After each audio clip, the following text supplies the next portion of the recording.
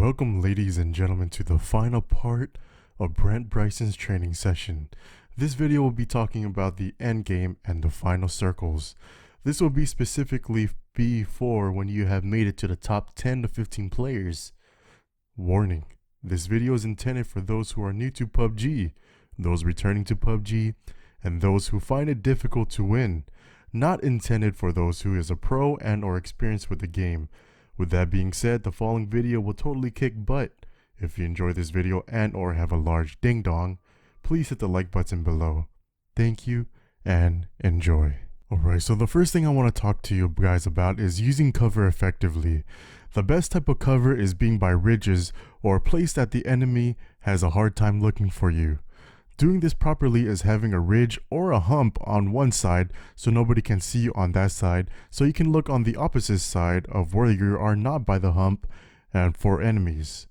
Also, be aware of peak areas, usually found in places that are on a higher ground from where you are. These spots are where people can get you in a most effective way. If you happen to see some peak areas, either rush to that spot or kill somebody who is already on that spot, but make sure to use your cover effectively as well while doing this. In my honest opinion, trees aren't that great for cover protection. Although you can easily be hidden by the person that you're fighting, you're completely exposed by all other directions. Only use trees as a last resort or if you are on a one-on-one gunfight. Make sure, if you're not engaging in any violent acts, to have your primary weapon out.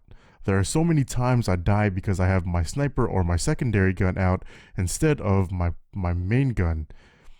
Alright, so you happen to use your sniper rifle and your DMR and you miss your shots. Get into the habit of quickly switching back to your primary gun just in case you need to spray them or you have to turn on somebody that's trying to flank you. Grenades are also amazing for the final circle and oftentimes determines if you're going to win that match.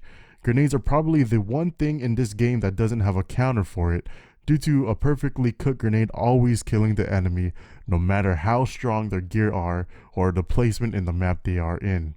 I'm guilty enough to say I won a match solely due to having grenades. I didn't have the best spot in the zone, I had no vest and my level 2 helmet was already beat up, but I had like 7 grenades and I knew where the final person was in the final circle. So what did I do? I chucked all my grenades and bam, had the chicken dinner.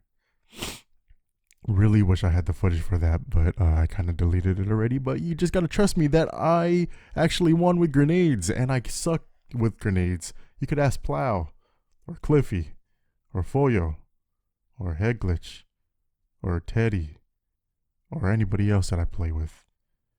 I suck with grenades. Anyway, jumping actually helps out a lot while running around final circle as well, because the moment that you jump, there's a split second that your opponent cannot hear any of your movements or your footsteps, even if they have a great headset like the Astro A40 TR 2019 edition.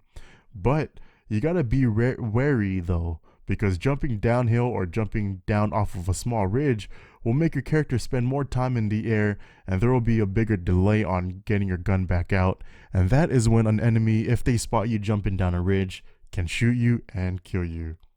Strategic movement is key as well, ladies and gentlemen. It goes without saying that moving a lot at the end game will make you a bigger target. The best time to move is if you hear other gunfights. Knowing when to move and how to move are two different things. At the final circles, you have to play less aggressive, to be honest with you. Do not rush around thinking you can kill everybody. Be smart and move when needed. That doesn't mean staying still in one spot. Make sure you're not just in the corner waiting to move. Make it a habit to continuously move around in small circles if you don't have to move far. Managing the circle is also key for winning the endgame. Make sure to stay at the narrowest part of the circle and in blue, so this will help you out in having to secure a certain area.